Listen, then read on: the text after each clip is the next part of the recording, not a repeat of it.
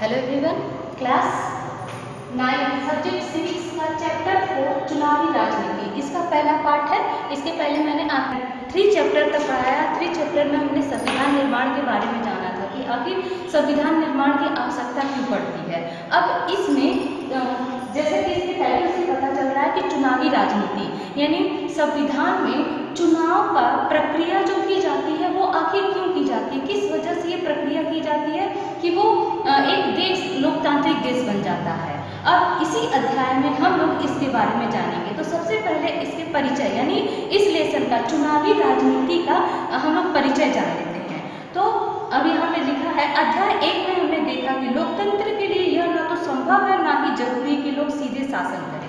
लोकतांत्रिक में ये बहुत इम्पोर्टेंट बात होती है कि लोकतंत्र में कोई भी जनता शासन नहीं करती है, बल्कि जनता के माध्यम से चुने गए प्रतिनिधि शासन करते हैं।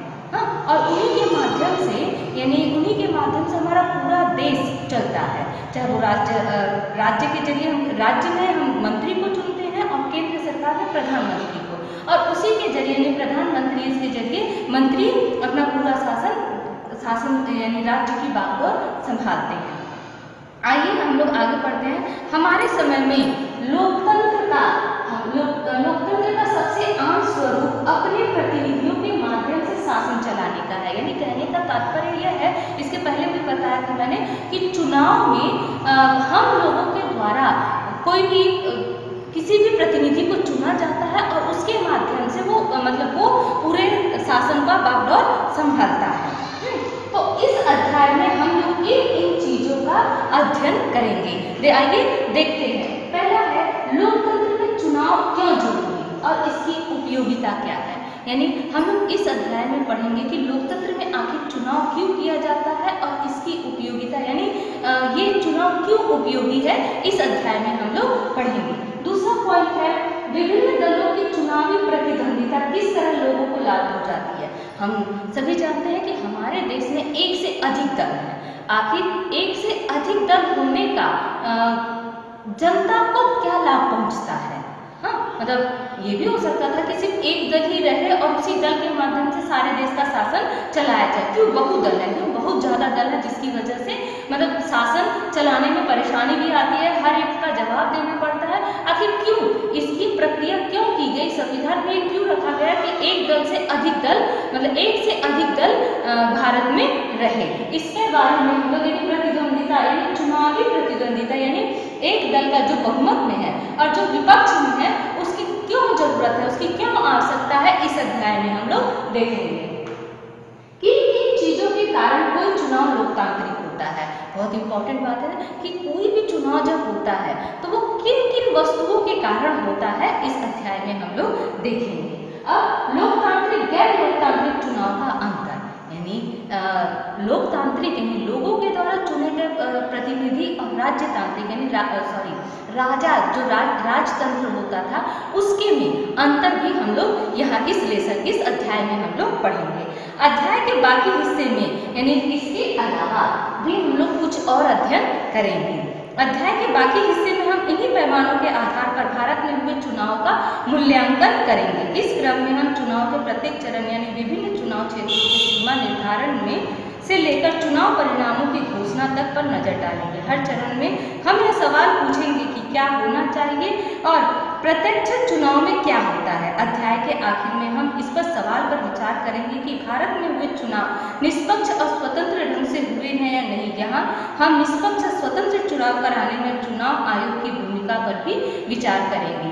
यानी इस अध्याय में हम लोग ये सब पढ़ेंगे कि आखिर निष्पक्ष और स्वतंत्र चुनाव कि यानी कोई भी दल दबाव डालकर किसी भी जनता पर किसी भी प्रकार का दबाव डाले, यानी चाहे वो आर्थिक हो सामाजिक हो, इस प्रकार का दबाव न डालकर स्वतंत्र रूप से कोई भी व्यक्ति अपना चुनाव अपना मत किसी एक को दे सके। यही बात यहाँ पर स्पष्ट की गई है कि उस चुनाव कराने में चुनाव आयोग की भूमिका का, यानी चुनाव आयोग, ये चुनाव की सारी जो प्रक्रिया होती है वो चुनाव आयोग के द्वारा सेटल की जाती है, यानी उसमें क्या क्या करना है, क्या क्या नहीं करना है, ये चुनाव आयोग तय करता है। और इसी के माध्यम से हम लोग चुनाव, यानी चुनाव को चुनाव आयोग संपन्न कराता है। इस अध्याय में हम लोग यही देखेंगे। तो अब हमारा 3.1 यानी इसका चौथे चैप्टर का पहला पॉइंट है चुनाव क्यों, यानी हम लोग ये देखेंगे कि इसका चुनाव आखिर किया क्यों जाता है, यानी चुनाव क्यों किया जाता है, उसमें किस किन चुनाव, लोकतांत्रिक चुनाव के लिए किन किन वस्तुओं की चीज़ों की जरूरत होती है, लोकतंत्र और गैर लोकतांत्रिक चुनाव में क्या अंतर है, ये सब हमने जाना था। अब हम लोग पढ़ेंगे चुनाव क्यों। तो उसमें सबसे पहले है आपका एक छोटा सा उदाहरण दिया गया है, ये चुनाव क्यों है, हरियाणा के विधानसभा चुनाव का एक छोटा सा उदाहरण दिया गया है, जो कि मैं आपको पढ़ के बता रही हूँ। आधी रात के बाद का समय, उत्सुक भीड़ शहर के चौराहे के पास पिछले 5 घंटों से अपने नेता के आने का इंतजार कर रही है। आयोजक भीड़ को बार बार भरोसा दिला रहे हैं कि नेता बस अब आने ही वाले हैं। जब भी कोई गाड़ी पास से गुजरती तो लोग अपने नेता को देखने की उम्मीद में उठ खड़े होते, उन्हें लगता कि हमारे नेता आ गए हैं। यह नेता है श्री देवीलाल, हरियाणा संघर्ष समिति के प्रमुख, जो गुरुवार की उस रात करनाल में भाषण देने आने वाले हैं। 76 वर्ष के इस नेता को आजकल जरा भी फुर्सत नहीं है। उनका राजनीतिक कार्यक्रम सुबह 8 बजे से शुरू होकर रात 11 बजे तक चलता है। आज सुबह से उन्होंने 9 चुनावी सभाओं में भाषण दिया है। पिछले 23 महीनों से वे लगातार जनसभाएं कर रहे हैं और चुनाव की तैयारियां कर रहे हैं। यानी हरियाणा के विधानसभा का एक छोटा सा यहाँ पर उदाहरण प्रस्तुत किया गया है कि एक राजनेता चुनाव जीतने के लिए क्या क्या प्रक्रियाएं करता है, यहाँ पर ये बातें बताई गई हैं। यानी लगभग 23 महीने से वो लगातार जनसभाएं, जिसका देवीलाल नाम दिया गया है, उनका 23 महीने से लगातार वो जनसभाएं कर रहे हैं, यानी लोगों को संबोधित कर रहे हैं। चुनाव जीतने के लिए वे लोगों को तरह तरह के वायदे कर रहे हैं कि वे अगर जीत जाएंगे तो ये काम करेंगे, या आगे बताया जाएगा कि उन्होंने क्या क्या काम करने का वादा किया था। यह हरियाणा में 1987 में हुए राज्य विधानसभा चुनाव से जुड़ी एक अखबार की खबर है। देखिए, राज्य विधानसभा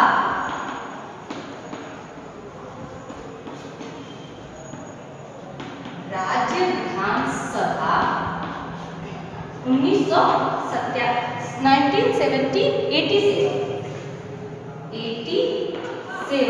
यानी यहाँ पर वो चुनाव होने वाले थे, उसके पहले की प्रक्रिया बताई गई है। यह हरियाणा में 1987 में हुए राज्य विधानसभा चुनाव से जुड़ी एक अखबार की खबर है, यानी जो मैंने अभी पढ़ा है वो एक अखबार की हेडिंग है। राज्य में 1982 से कांग्रेस पार्टी की अगुवाई वाली सरकार थी। यानी देखिए कौन सा सन है, 1987, और 1982 से किसका था, कांग्रेस सरकार का। ध्यान दीजिएगा, 82 और 5 साल, 82, 83, 84, 85, 86, 87, यानी 5 साल बाद फिर से जो चुनाव की प्रक्रिया होने वाली थी उसके बारे में ये पहले से तैयारियां होने लगी थी। तब विपक्ष के एक नेता चौधरी देवीलाल ने देखिए, तब विपक्ष के नेता चौधरी देवीलाल ने न्याय युद्ध नामक आंदोलन का नेतृत्व किया था। उसके बाद उन्होंने क्या किया, लोकतंत्र नामक नई पार्टी का गठन किया, यानी अपनी एक अलग पार्टी बनाई थी। क्या नाम था उसका, लोकदल।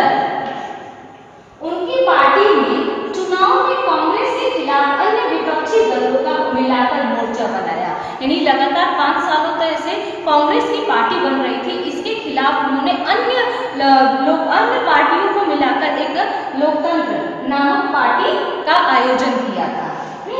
अब वो चुनाव में जब जाने लगे थे, यानी चुनाव की जब प्रचार कर रहे थे, तो उनका सबसे पहला वादा था, देखिए उनका पहला काम, यानी जब वो जीत जाएंगे, यानी चुनाव जीत जाएंगे, तो उनका सबसे पहला काम होगा चुनाव प्रचार में पार्टी के जीतने पर किसान और छोटे व्यापारियों का कर्ज माफ कर देंगे।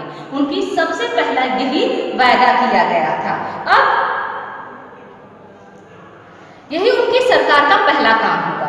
लोग तब की सरकार से नाखुश थे, यानी जो सरकार वर्तमान में थी उस सरकार से वहां की जनता नाखुश थी।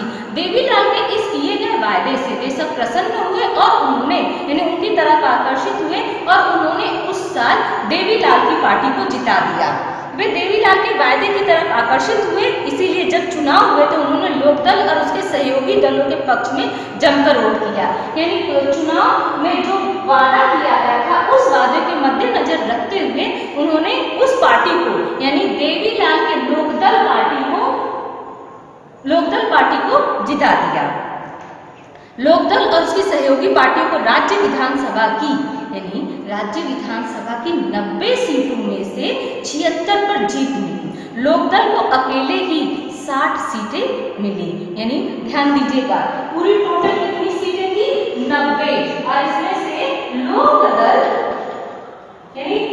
और उनकी मिली हुई पार्टियों को टोटल 76 मिला था। कितना? 76 सीटें मिली थी, जिसमें से अकेले 60 सीट लोकदल को मिला था।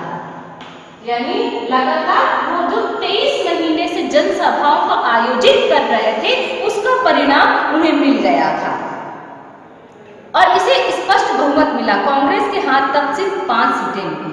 चुनावी नतीजे की घोषणा के बाद तत्कालीन सरकार के मुख्यमंत्री ने पद छोड़ दिया।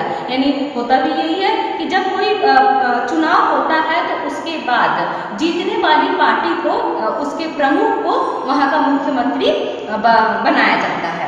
लोकदल के नवनिर्वाचित विधायकों ने देवीलाल को अपना नेता चुना। राज्यपाल ने देवीलाल को नए मुख्यमंत्री के रूप में काम संभालने का निमंत्रण दिया। ये हमारे संविधान की एक प्रथा होती है कि जब भी कोई नेता चुनाव जीतता है तो राज्यपाल के द्वारा उसे शपथ पत्र लेना पड़ता है। ये बात यहाँ पर बताई गई है। चुनावी नतीजे की घोषणा के 3 दिन के अंदर वे मुख्यमंत्री बन गए। मुख्यमंत्री पद की शपथ लेने के तत्काल बाद उनकी सरकार ने एक आदेश जारी करके यानी उन्होंने जो वादा किया था, यानी चुनाव होने के पहले उन्होंने जो वादा किया था कि वे किसान और छोटे व्यापारियों का कर्ज माफ कर देंगे, जो कि पार्टी ज्वाइन करने के यानी शपथ पत्र लेने के तीसरे दिन बाद ही उन्होंने ये प्रक्रिया आरंभ कर दी। सरकार ने एक आदेश जारी करके छोटे किसान, खेतिहर, मजदूर और छोटे व्यापारियों के बकाया ऋण को माफ कर दिया। उनकी पार्टी ने राज्य में 4 वर्षों तक शासन किया। अब ध्यान दीजिएगा, कांग्रेस ने कितने वर्ष तक शासन किया था? 5 वर्ष तक, लेकिन लोकदल में अभी सिर्फ 4 वर्ष ही हुआ है।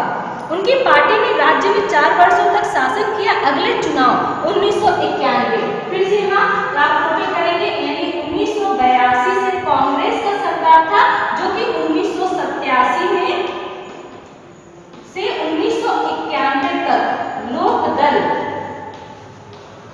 लोकदल के नेता देवीलाल का मतलब वो राज्यभार संभाल रहे थे। अगले चुनाव 1991 में हुए। इस बार उनकी पार्टी को लोगों का समर्थन नहीं मिला। कांग्रेस पार्टी ने चुनाव जीता और सरकार बनाई। यानी वापस फिर से 1991 में किसकी सरकार हो गई? कांग्रेस की। यानी इस प्रक्रिया से हम ये आसानी से अनुमान लगा सकते हैं कि अगर जनता चाहे, यानी हम लोग चाहें, हम जनता के अंतर्गत ही आ जाते हैं ना, तो हम लोग अगर चाहें तो किसी को भी गद्दी पर बिठा सकते हैं और उनका कार्यभार पूर्ण होने के पहले भी हम उन्हें उनकी गद्दी से हटा सकते हैं। अगले चैप्टर में हम लोग, अगले पार्ट में हम लोग चुनावों की जरूरत क्यों है ये पढ़ेंगे। चुनाव क्यों का कुछ पॉइंट्स दिए गए हैं, पॉइंट वाइज उसे किया गया है तो वो बताया जा रहा है। देखिए, चुनाव क्यों है, चुनाव की जरूरत क्यों है, आखिर हमें चुनाव की जरूरत क्यों पड़ती है, इसके बारे में हम लोग यहाँ पर जानेंगे। देखिए, किसी भी लोकतंत्र में नियमित अंतराल पर चुनाव किए जाते हैं। यानी जैसे कि हमने पिछले वीडियो में पढ़ा था कि 5 साल के अंतर पर, जैसे वहाँ बताया था कि 1982 में कांग्रेस का शासन था, फिर उसके बाद ठीक 5 साल बाद 1987 में दीनदयाल लोकदल का पार्टी बनी। ठीक उसी प्रकार से 4 साल बाद फिर से चुनाव हुआ जिसमें लोकदल की हार हुई और फिर वापस कांग्रेस ने मतलब शासक बने।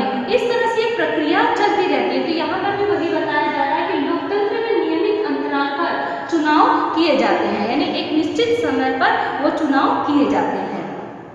दुनिया के 100 से भी अधिक देश जहां जनप्रतिनिधियों को चुनने के लिए चुनाव किए जाते हैं, यानी इसकी संख्या दिन ब दिन बढ़ती चली जा रही है कि कई देश, कई 100 से भी अधिक यहाँ पे बताया गया है, लेकिन इससे भी कई अधिक देश ऐसे हैं जहां पर लोकतांत्रिक शासन व्यवस्था है। अनेक ऐसे देश हैं जो लोकतांत्रिक नहीं है, वहां भी चुनाव होते हैं। में इसकी प्रक्रिया अलग अलग होती है। जैसे यहाँ पर 5 साल का दिया जाता है और प्रत्येक व्यक्ति को उसके वोट के मत 18 वर्ष, हमारे भारतवर्ष में 18 वर्ष से अधिक उम्र वाले का एक वोट का अधिकार दिया जाता है, जिसका महत्व उतना ही होता है जितना कि यदि कोई 60 वर्ष का व्यक्ति डाले उतना। पर हमें चुनाव की जरूरत क्यों होती है?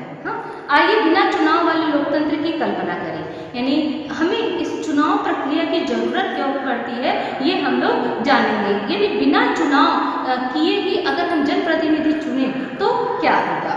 अगर सारे लोग रोज साथ बैठे और सारे फैसले मिलजुल कर ले तब बिना चुनाव के लोगों का शासन संभव है। लेकिन जैसा हमने अध्याय 1 में देखा कि किसी भी बड़े समुदाय के लिए ऐसा करना संभव नहीं है, ना ही यह संभव है कि हर किसी के पास हर मामले पर फैसला करने का समय और ज्ञान हो। इसलिए अधिकांश लोकतांत्रिक शासन व्यवस्थाओं में लोग अपने प्रतिनिधियों के माध्यम से शासन करते हैं। पॉसिबल ही नहीं है कि इतनी बड़ी जनसंख्या, यानी भारत जैसे विशाल जनसंख्या वाले में अगर जनप्रतिनिधियों को न चुना जाए तो इतनी बड़ी विशाल जनसंख्या का एक साथ बिठाकर फिर उसका फैसला लेना, और जरूरी नहीं है कि हर एक फैसला मतलब सही हो। मतलब कहने का तात्पर्य ये है कि जो भी फैसला लिया जाए हर एक का अलग अलग डिसीजन होगा, तो क्या पॉसिबल होगा? फिर वही प्रक्रिया होगी कि जिसके यानी किसी ने हाँ कहा है तो उसको काउंटिंग किया जाए, किसी ने ना कहा है उसकी काउंटिंग की जाए। अब उस दोनों की काउंटिंग करने के बाद जो अधिक ज़्यादा है, यानी जो अधिक है उसको पास किया जाए, यानी उसे बढ़ाया जाए। तो फिर वही चुनाव वाली प्रक्रिया तो होना ही है। तो फिर क्यों न किसी एक प्रतिनिधि को चुनकर उसके माध्यम से अपना शासन चलाया जाए। क्या चुनाव के बिना भी लोकतांत्रिक ढंग से प्रतिनिधियों का चुनाव किया जा सकता है? आइए, यानी चुनाव किए बिना भी लोकतांत्रिक ढंग से प्रतिनिधियों का चुनाव किया जा सकता है। आइए एक ऐसी जगह के बारे में कल्पना करें जहां प्रतिनिधियों का चुनाव उम्र और अनुभव के आधार पर किया जाता है। यानी कहने का तात्पर्य ये है कि उम्र के आधार पर भी ये माना जाता है कि एक व्यक्ति परिपक्व, कुछ उम्र के बाद परिपक्व हो जाता है, वो उसके लिए गए डिसीजन सही होंगे। लेकिन क्या ये हर एक बारे में कहा जा सकता है? परिस्थितियों के अनुसार व्यक्ति का ढलना एक वाजिब सी बात है, लेकिन मे भी उसके सामने वो कठिन परिस्थितियां ना आई हो जो दूसरे के सामने आई हो। तो जो कठिन परिस्थितियां आई हैं वो ज़्यादा अनुभवी हो सकता है उसकी उम्र उससे कम हो, लेकिन कठिन परिस्थितियों का सामना उसने उससे अधिक किया होगा तो उसका मतलब ज़्यादा होगा ना, उसकी कल्पना उसकी ज़्यादा होगा और अनुभव यानी उसका अनुभव ज़्यादा होगा। यानी ज़्यादा उम्र वाले से भी ज़्यादा अनुभव उसका होगा, यानी जिसके पास कठिन परिस्थितियों का सामना किया है। क्या आधार पर किया जा सकता है? ऐसी जगह की कल्पना करें जहां प्रतिनिधियों का चुनाव शिक्षा या ज्ञान के आधार पर होता है। किसी ज़्यादा अनुभव या ज़्यादा ज्ञान यह तय करने में थोड़ी परेशानी आ सकती है। डिग्री के आधार पर डिसाइड किया जा सकता है कि इसके पास ज़्यादा ज्ञान है, इसके पास यानी ये ग्रेजुएशन है तो इसके पास ज़्यादा ज्ञान है, और ये कम ग्रेजुएशन है और इसके पास 10th तक पास है तो इसके पास कम होगा। लेकिन अगर हम लोग अपने मम्मी या पापा के समय पे ही चले जाएं तो वो लोग जो जुबानी जो बातें जोड़ लेते हैं, हाँ, वो हम लोग कैलकुलेटर लेकर जोड़ते हैं। तो कैसे पॉसिबल होगा कि उनकी मतलब उनका ज्ञान हमसे कम है? हम लोग जो चीज़ कैलकुलेटर का मशीन का इस्तेमाल कर रहे हैं वो लोग अपनी जवानी के माध्यम से कर दे रहे हैं, तो उनका ज्ञान तो हमसे अधिक हुआ ना। लेकिन हमारे पास डिग्री है इसलिए हम ज़्यादा ज्ञान वाले हो गए। स्पष्ट है कि फिर ऐसी जगह पर चुनाव की जरूरत नहीं रह जाएगी। पर यह मान लें कि लोग मिलजुल कर इन परेशानियों का दूर कर लेंगे। स्पष्ट है कि फिर ऐसी जगह पर चुनाव की जरूरत नहीं रह जाएगी। लेकिन क्या फिर हम इस व्यवस्था को लोकतंत्र कह सकते हैं? यानी ज्ञान के आधार पर, अनुभव के आधार पर हमने किसी को श्रेष्ठ बनाकर उसे जनप्रतिनिधि बना दिया, तो क्या उसे हम लोकतांत्रिक कह सकते हैं? नहीं। नहीं। हम ये कैसे पता करेंगे कि लोगों को उनका प्रतिनिधि पसंद है या नहीं? हम यह व्यवस्था कैसे करेंगे कि प्रतिनिधि लोगों की इच्छा के अनुरूप ही शासन करें? हम इस चीज की व्यवस्था कैसे करेंगे कि जो प्रतिनिधि लोगों को पसंद न हो वे अपने पद पर बने रहे? इसके लिए ऐसी व्यवस्था करने की जरूरत है जिसमें लोग नियमित अंतराल पर अपने प्रतिनिधियों को चुन सकें। यानी इसकी पहले की वीडियो में भी हमने देखा था कि कांग्रेस 5 साल तक रही थी, लेकिन उसको वहाँ की जनता यानी हरियाणा की जनता उन्हें पसंद नहीं करती थी और उसे 5 साल के बाद हटा दिया गया था। फिर ठीक 5 साल बाद जब चुनाव हुआ था तो देवीलाल जब शासक बने थे, फिर वही प्रक्रिया अपनाई गई थी। जब वे पसंद नहीं किए गए तो 4 साल के बाद उन्हें भी हटा दिया गया। लेकिन उम्र और ज्ञान के आधार पर हम उन्हें बनाया है किसी को, तो उसे किस प्रकार से हटाया जा सकता है? क्या वो लोकतांत्रिक होगा? क्या कोई भी रहे, जब एक पोस्ट पर पहुंच जाएगा, एक ऊंची पोस्ट पर पहुंच जाएगा, उसका महत्व जान जाएगा, तो क्या उस पोस्ट से हटना चाहेगा? नहीं। इस व्यवस्था का नाम चुनाव है। इसलिए हमारे समय में प्रतिनिधित्व वाले लोकतंत्र में चुनाव को जरूरी माना जाता है। इसलिए भी जरूरी है कि 5 साल की प्रक्रिया के बाद उन्हें, अगर वो हार गए हैं तो उन्हें उस पद को छोड़ना ही छोड़ना है। वे अपने लिए कानून बनाने वाले का चुनाव कर सकते हैं। वे सरकार बनाने और बड़े फैसले करने वालों का चुनाव कर सकते हैं। वे सरकार और उसके द्वारा बनने वाले कानूनों का दिशा निर्देशन करने वाला पार्टी का चुनाव कर सकते हैं। यानी कहने का तात्पर्य ये है कि अगर हम लोग चुनाव करते हैं तो हमें इनके आधार पर, यानी वे अपने लिए कानून बनाने वालों का चुनाव कर सकते हैं। हाँ, जो कानून बनाता है, यानी संविधान जब बना था तो उसके लिए भी वोटिंग की प्रक्रिया की गई थी। यानी हम लोगों के द्वारा ही वो जनप्रतिनिधि चुनकर वहां पर गए थे। वे सरकार प्रत्यक्ष अप्रत्यक्ष दोनों तरीके से ये चुनाव होते हैं। वे सरकार बनाने और बड़े फैसले करने वालों का चुनाव कर सकते हैं। इसका उदाहरण भी हमने इसके पहले वाले वीडियो में देखा था, देवीलाल और कांग्रेस का, कि किस प्रकार से हमने सरकार बनाया भी और फिर 4 साल बाद उसे बिगाड़ भी दिया। वे सरकार और उसके द्वारा बनने वाले कानूनों का दिशा निर्देश करने वाली पार्टी का चुनाव कर सकते हैं। पक्ष और विपक्ष की जो बातें की जाती हैं वो इसी प्रकार की प्रणाली के अंतर्गत आता है। इसलिए हम लोग अच्छे तरह से ये अनुभव कर सकते हैं कि चुनाव की जरूरत क्यों है। अब नेक्स्ट वीडियो में हम लोग चुनाव को लोकतांत्रिक मानने के आधार क्या हैं, ये भी पढ़ा था ना, कि उसे किस प्रकार से चुनावी लोकतांत्रिक है या नहीं। हाँ, ये देखने के लिए जैसे कहा गया था कि कम ज्ञान के अधिक ज्यादा ज्ञान है, उसे ज्यादा ज्ञान और ज्यादा अनुभव है, उसे अगर जनप्रतिनिधि बना दिया जाए तो यहाँ वही बात बता रहा है कि चुनाव को लोकतांत्रिक मानने के आधार क्या है। हाँ, तो उसे किस प्रकार से लोकतांत्रिक माना जाएगा, तो यही बात यहाँ पर बताई जा रही है कि उसे पॉइंट वाइज बताया जा रहा है कि किस प्रकार से उसे लोकतांत्रिक माना जाए। अब उसका दूसरा पॉइंट है चुनाव को लोकतांत्रिक मानने के आधार क्या है, कि इसे लोकतांत्रिक किस आधार पर माना जाता है ये बताया जा रहा है। चुनाव कई तरह से हो सकते हैं। लोकतांत्रिक देशों में चुनाव होते ही है, यहाँ तक कि अधिकांश गैर लोकतांत्रिक देशों में भी किसी न किसी तरह के चुनाव होते हैं। चुनाव लोकतांत्रिक हुए हैं, इसे जांचने के लिए हमारे क्या पैमाने हैं। हमने अध्याय 1 में इस सवाल पर हल्की सी चर्चा की थी। हमने वहां अनेक देशों के चुनाव के उदाहरण दिए थे, जिन्हें हम ये पढ़ते वक्त आप लोग वापस रिपीट 1 में जाइएगा, अध्याय 1 में जाइएगा और हमने क्या क्या पढ़ा था इसके बारे में फिर से थोड़ा सा संक्षेप में पढ़ लीजिएगा। हमने वहाँ अनेक देशों के चुनाव के उदाहरण दिए थे जिन्हें हम लोकतांत्रिक चुनाव नहीं मान सकते। आइए वहाँ सीखे सबक को याद करें और लोकतांत्रिक चुनाव के लिए जरूरी न्यूनतम शर्तों के साथ अपनी बात की शुरुआत करें। पहला, हर किसी को चुनाव करने की सुविधा हो, यानी हर किसी को मताधिकार हो और हर किसी के मत का समान मोल हो।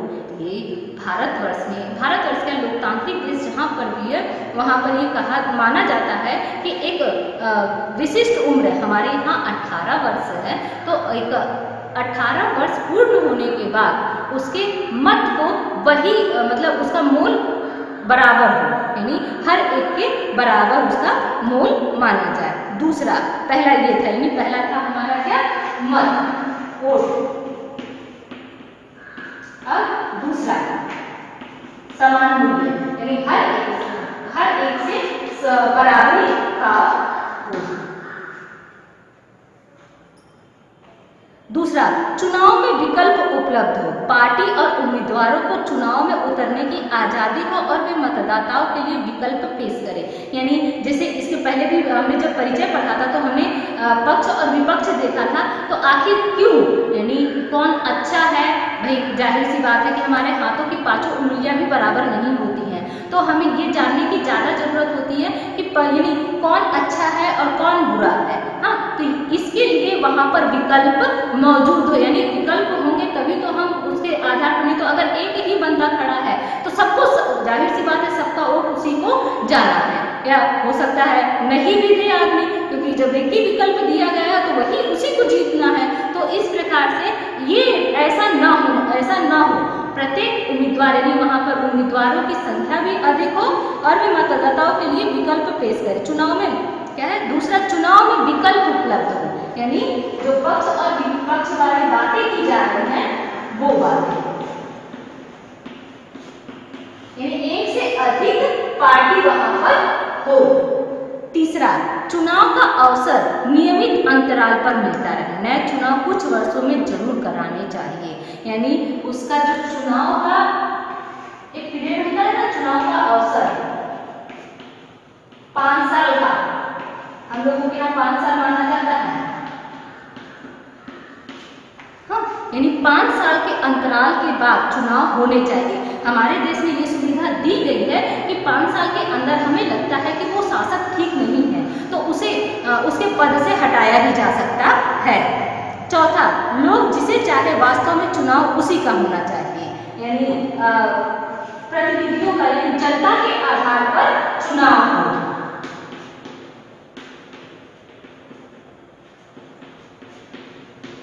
कहने का तात्पर्य यह है कि व्यक्ति समाज में अच्छे काम करता हो ऐसे व्यक्तियों को ही पार्टी में आना चाहिए, यानी शासक दल में आना चाहिए और उसे ही जीतना चाहिए। पांचवा, चुनाव स्वतंत्र और निष्पक्ष ढंग से कराए जाने चाहिए, जिससे लोग सचमुच अपनी इच्छा से व्यक्ति का चुनाव कर सके, यानी चुनाव पांचवा हमारा होगा चुनाव निष्पक्ष और स्वतंत्र, निष्पक्ष और स्वतंत्र, यानी उस पर किसी का भी दबाव न हो। हमारे यहाँ ऐसे प्रचलन में माना जाता है कि आर्थिक रूप से या सामाजिक रूप से उसे दबाव, जाति आधार पर वोट डालने की जो प्रक्रिया चली जाती है, तो इस प्रकार का ना होना, भी उसे आर्थिक मदद करके भी इस प्रकार से चुनाव जीता जाए। ये इस प्रकार का चुनाव स्वतंत्र और निष्पक्ष नहीं माना जाता। ये शर्तें बहुत आसान और सरल लग सकती हैं, लेकिन अनेक देश ऐसे हैं जहाँ के चुनाव में इन शर्तों को भी पूरा नहीं किया जाता। इस अध्याय में हम अपने देश में हुए चुनाव पर भी ये शर्तें लागू करके यह जानने का प्रयास करेंगे कि हमारे यहाँ के चुनाव को लोकतांत्रिक कहा जा सकता है या नहीं, यानी अगले पॉइंट में हम लोग इसके बारे में जानेंगे। यानी हम लोग अगर रिपीट करें तो इस प्रकार से हो सकता है कि चुनाव को लोकतांत्रिक मानने के आधार क्या है, हाँ, यानी उसके 5 आधार इसमें बताए गए हैं। पहला, वोट, यानी सबका, जितने भी 18 वर्ष से अधिक उम्र के व्यक्ति हैं उनके वोटों का समान मूल्य हो, यानी 60 वर्ष के व्यक्ति का अगर उस वोट का मूल्य है तो 18 वर्ष के व्यक्ति को भी वही, यानी उस वोट का अधिकार होना चाहिए। दूसरा, विकल्प, जनता के पास एक से अधिक विकल्प मौजूद होने चाहिए जिससे वो अच्छे और बुरे की समझ को ध्यान में रखते हुए वोट डालें। तीसरा, चुनाव का अवसर, यानी 5 साल, हमारे यहाँ 5 साल के अंतराल के बाद चुनाव किया जाता है और ये प्रत्येक लोकतांत्रिक देशों में किया जाना चाहिए कि ताकि कुछ एक विशेष अंतराल के बाद चुनाव कराते रहे, ताकि शासक वर्ग, जो शासक है, वो अपनी मनमानियां न कर सके, नहीं तो न तो वो शासक जो रहेगा वो तानाशाह माना जाएगा अगर चुनाव नहीं हुए तो। अब जनता के आधार पर चुनाव, यानी कहने का तात्पर्य ये है कि अगर कोई व्यक्ति समाज में रहकर अच्छे कार्य करता है, हाँ, और उसे जनता का पूरा सपोर्ट है, तो ऐसे उम्मीदवार को चुनाव में लाया जाए। पांचवा, चुनाव निष्पक्ष और स्वतंत्र होने चाहिए। ये काफी विशेष बातें हैं कि जो चुनाव होते हैं वो पूरी तरह से निष्पक्ष और स्वतंत्र होने चाहिए, उसमें किसी भी प्रकार का दबाव जनता पर नहीं होना चाहिए। अब अगले वीडियो में हम लोग क्या राजनीतिक प्रतिद्वंदिता अच्छी चीज है, यानी जो पक्ष और विपक्ष की बातें हम लोग कर रहे थे उसके बारे में अगले वीडियो में हम लोग जानेंगे।